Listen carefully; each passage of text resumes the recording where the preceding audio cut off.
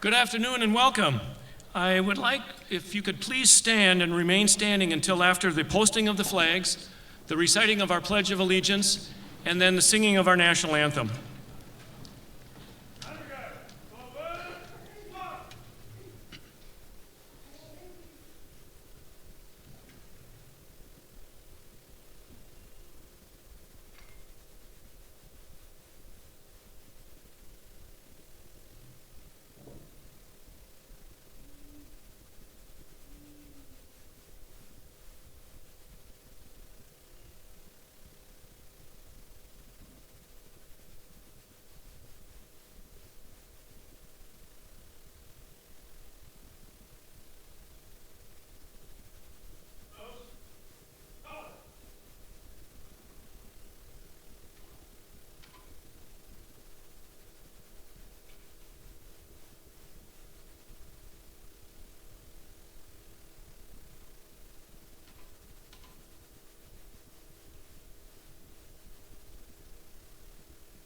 I pledge allegiance to the flag of the United States of America and to the republic for which it stands, one nation, under God, indivisible, with liberty and justice for all.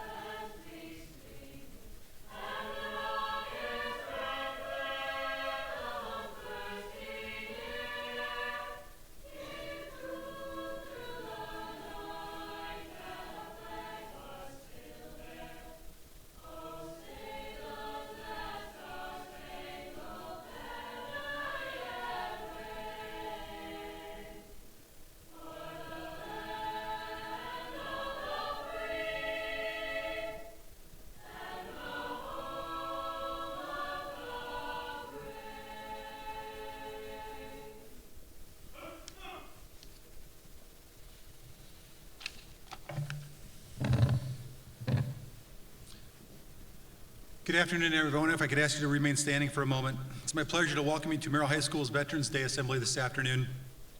I want to welcome all veterans and their families and Board of Education members and our students and staff to this ceremony this afternoon. Merrill High School has enjoyed a long tradition of honoring veterans from all wars, and it is my hope that we can continue to honor our veterans today through our own efforts, which of course can never match the sacrifices that they have made to ensure our freedoms that we enjoy today. Before we start, I'd like to recognize the time and effort that Mr. Hoffman has put into this ceremony for several years, as well as the concert choir, the concert band, and the vocal J. So thank you guys for helping out.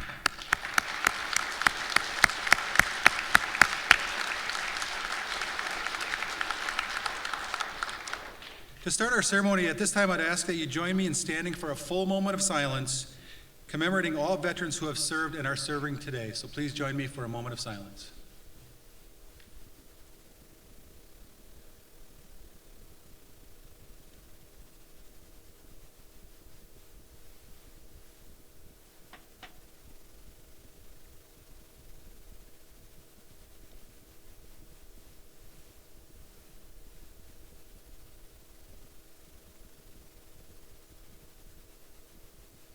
Thank you, and you may be seated.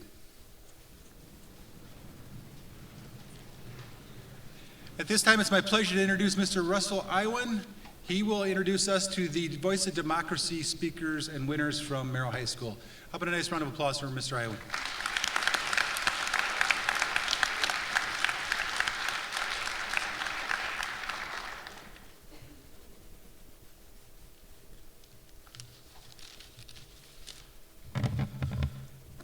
Fellow students and teachers, and Mr. Murray and Mr. Hoffman, every year we present this Voice of Democracy program to the high school. Our Commander-in-Chief out in Kansas City, he picks a theme every year and sends it out through the state district and our local post here in town to come to you students to have you write an essay. This year, you had 7 applicants. I'm really proud of that. We have 3 winners, which one will be advanced to district, state, or national if they keep placing as they go. Today, our 3rd place winner is Wyatt Barda.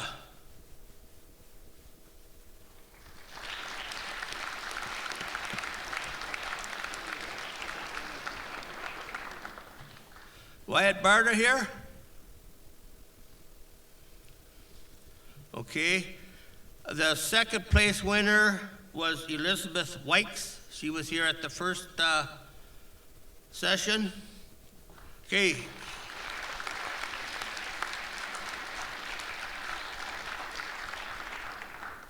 First place winner is Mason Reinhardt.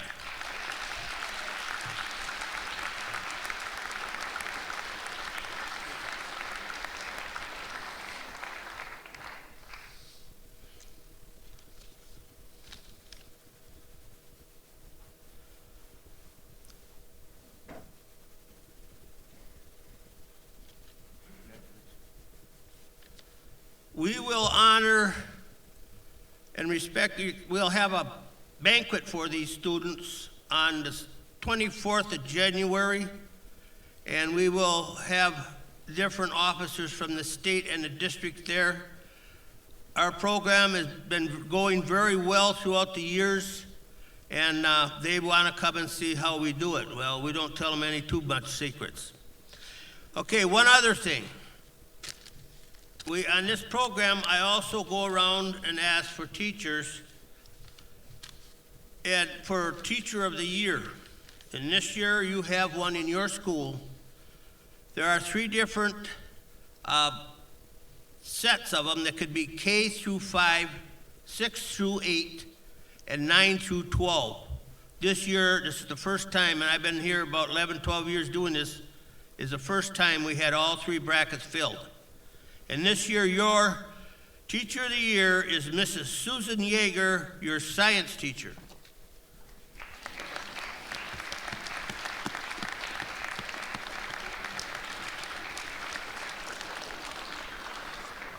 We honor this teacher just like we do the students under Voice of Democracy.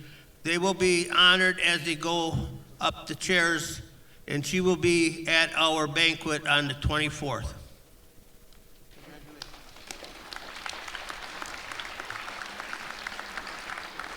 I understand we're getting short of time, so we will be back next year with this same program. Thank you.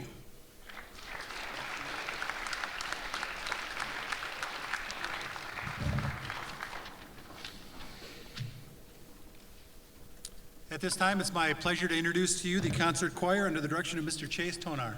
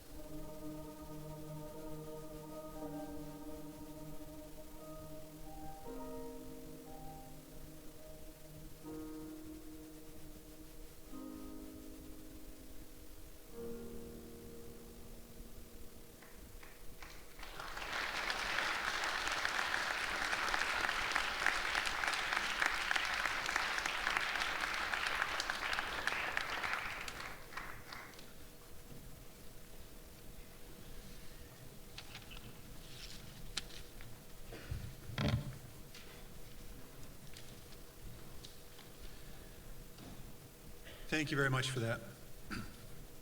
It's my pleasure to introduce today's speaker. Captain Donald William Basler served as an Army officer during World War II.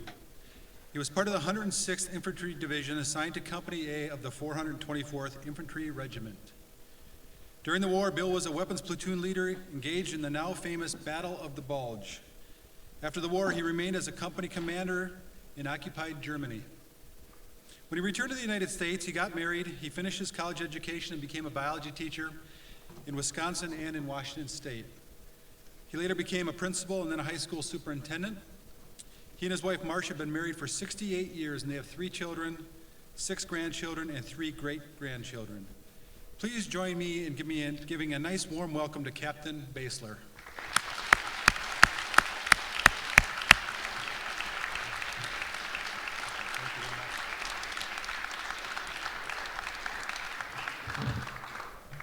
Can you hear me back there? Okay, fine, thank you. Thank you, Mr. Murray, and fellow veterans, staff, students. My pleasure to be here today with you and help celebrate this Veterans Day celebration. I started out in an ROTC program at Ripon College back in I was in advanced ROTC in 1943, 19 years old. And we had to enlist in the service at that particular time. And along about the following year, they called us up to active duty as a junior. So we went through Fort McClellan as a basic training for infantry people. And from there, at Fort McClellan basic training, that's where they teach you where your right foot is and what your left foot is and so on and so forth, things like that. After basic training, they sent us to Fort Benning, Georgia, which is officer school.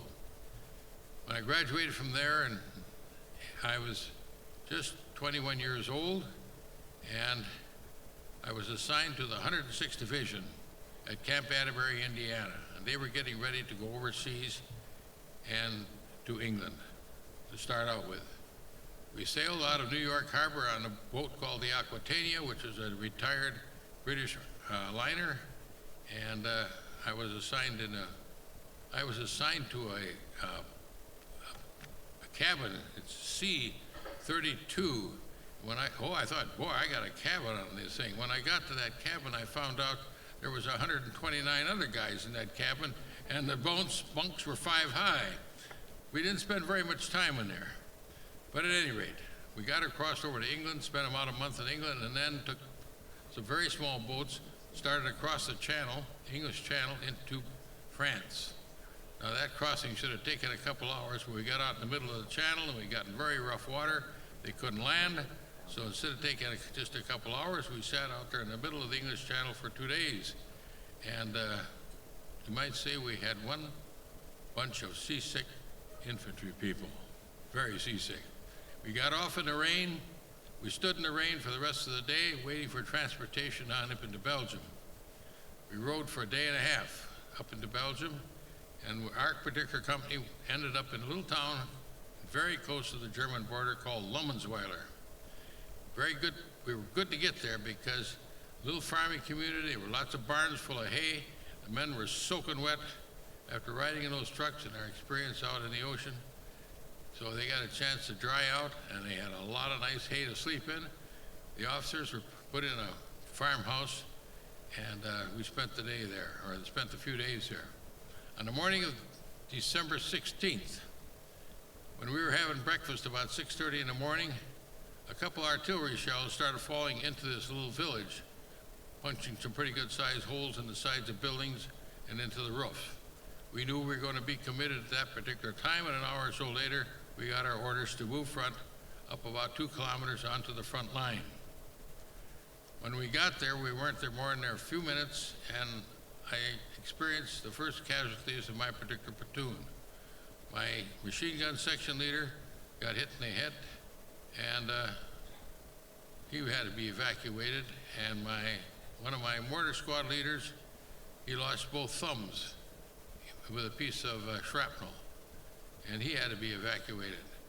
We stayed in that position all day long on the 16th, getting shot at and shooting back.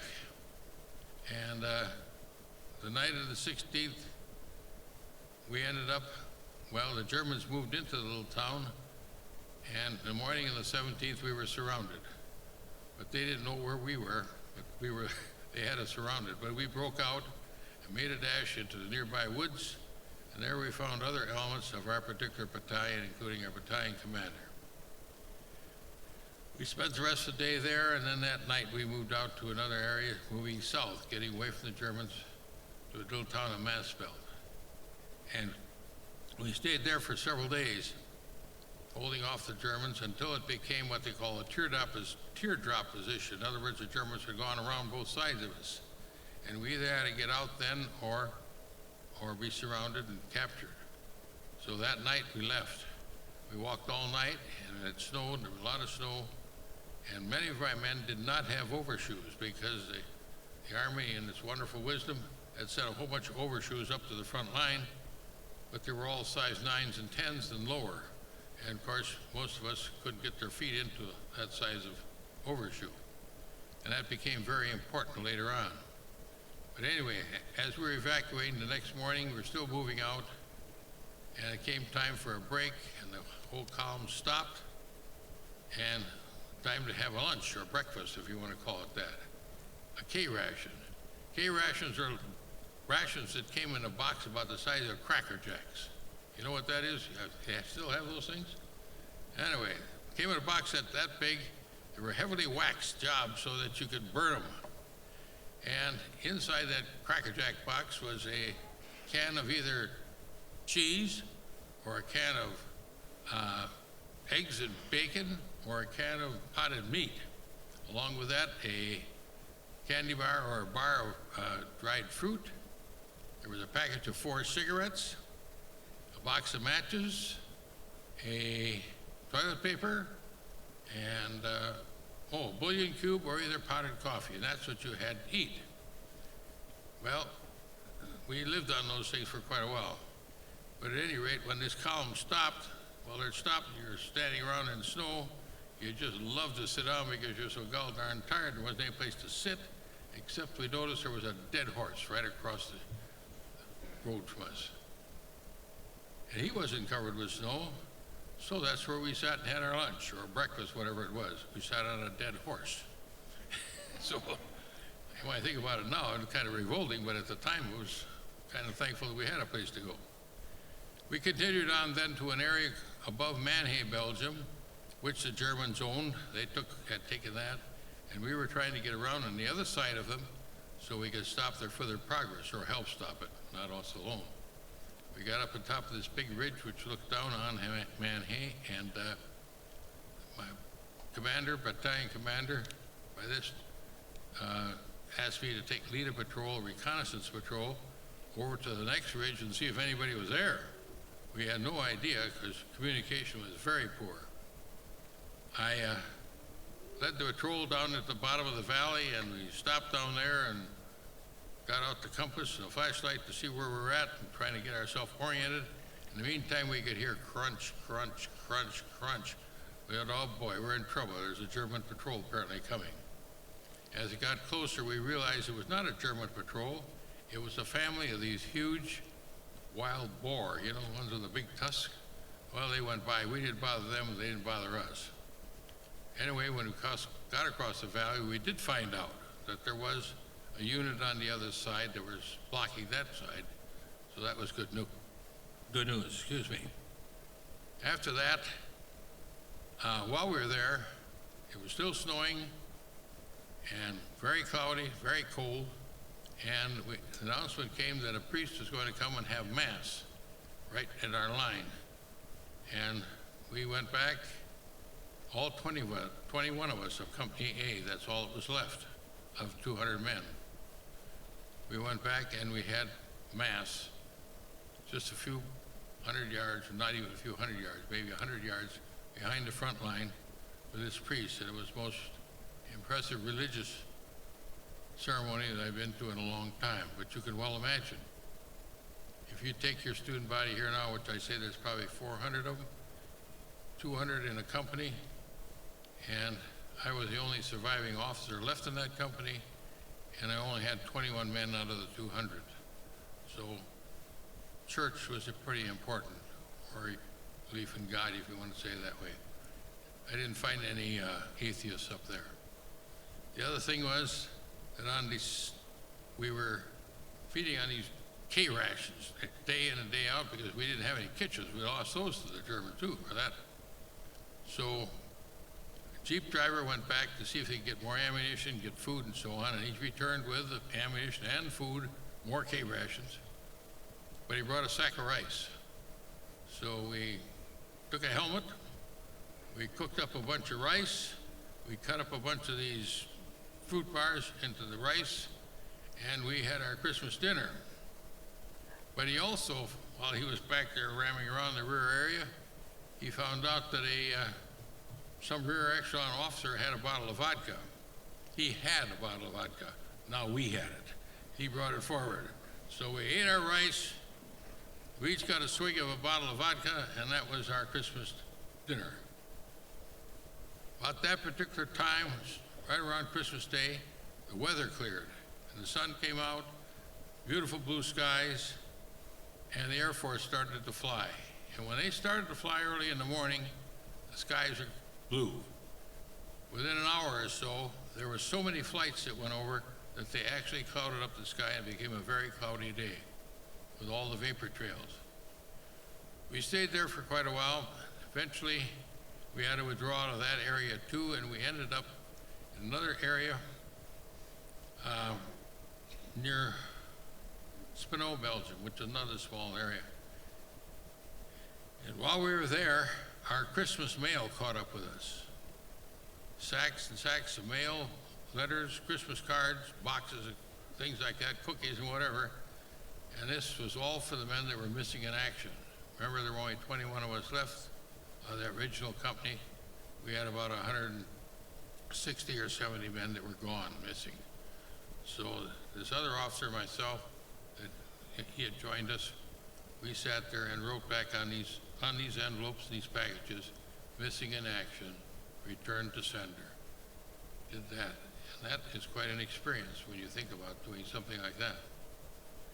We took off in the attack the next morning. The attack went very well. We captured the village of Laveau.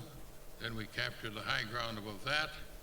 Then we moved on to the next area, which was another little village called Cooley. By that time, it was the end of the day, and we had been slogging around in the snow above our knees during these attacks. Suffered very few casualties until we got to Cooley, and there the German artillery caught us and shelled us with a lot of artillery and mortar shells and machine gun fire. We finally withdrew out of there to a small field where there were some abandoned foxholes. We holed up there for the night. That night turned out to be the coldest night on record in that particular area in a long time, 13 below zero. So these men that didn't have overshoes, some of them, well, we all had gloves, of course. They froze their feet. Many men froze their face. They froze their hands. So when we got up ready the next morning, we literally had to carry quite a few of our comrades out of there because they could no longer walk, and so on. So we lost almost as many men due to the frostbite as we did actual combat on that particular day. Well, after that, where did we go? After that, then I was assigned to, we got our company kitchen back. We'd lost it to the Germans to start with, and our mess sergeant was very happy to get his kitchen back because he no longer had to be a rifleman. He could be his cook again. So he got his brand new kitchen, and he cooked up the first meal that we'd had in almost 6 weeks of real food. Up to that time, we'd been eating all these K rations day after day after day. Well, he cooked up a big, huge kettle full of oatmeal and dumped in a couple of cans of fruit cocktail, and he made pancakes. And we had been pulled off the line. We were about a mile back of the line, and boy, did we eat. And boy, did we suffer, because we'd been on these dehydrated rations for over a month, and all of a sudden we had our bellies full of all this oatmeal and these pancakes and things like that.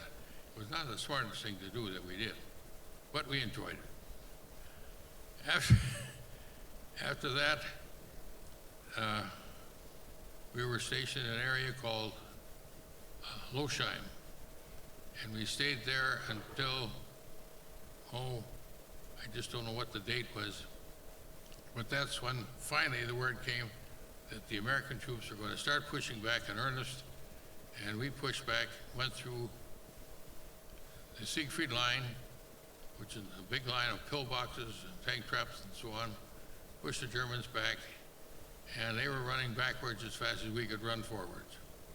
And we pushed them all the way back to a town called Burke. Then we were withdrawn and no longer in combat. But we had been in combat since the 16th. I still had on the same pants, the same underwear, the same sweater, the same shirt, along with everybody else in our unit. So when we got to Burke, all of a sudden they came in with a big tent, they put it up. They put up a lot of stoves to heat hot water. We walked in one end of the tent and stripped down. We got clean. They handed us clean clothes on the other end of the tent. And for the first time in about 6 weeks, I had on clean clothes. What a day that was. And after that, of course, I ended up on, our division was pulled all the way back, and we were put in charge of the prisoner war cages, and all around Frankfurt, Germany. Had about, the prison cage where I was assigned, we had about 50,000 men in there. I turned them loose as fast as we could, but we were getting them by the truckload, by the trainload, and if they weren't SS troopers, just ordinary servicemen for the German army, we got rid of them as fast as we could, sent them back home. And after that, they sent me to the 29th Infantry Regiment, which was General Eisenhower's headquarters in Frankfurt, Germany. And then I got the job as battalion adjutant, which was a captain's job, and I had a job which started at 8 o'clock in the morning, basically ended at 5 o'clock in the afternoon, an office job. And I think it gave me a whole year to unwind and kind of get back to normal, so to speak. And that kind of concludes my services in the military. Thank you.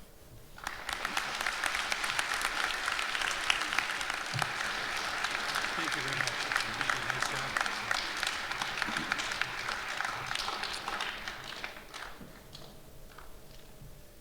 At this time, it's my pleasure to introduce the Merrill Wind Ensemble under the direction of Mr. Kevin Short.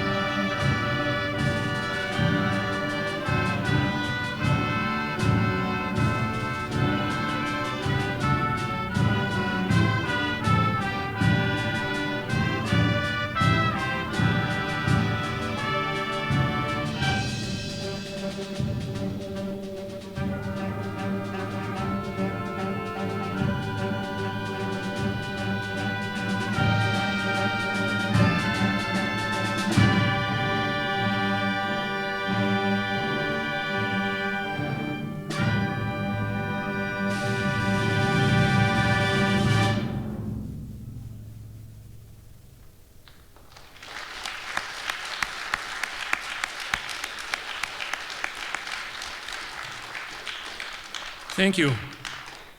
After the playing of the taps and the retiring of the colors and the ringing of the bell, we ask that you leave your seats in complete silence as a final way to commemorate all veterans of all wars and all conflicts. Thank you.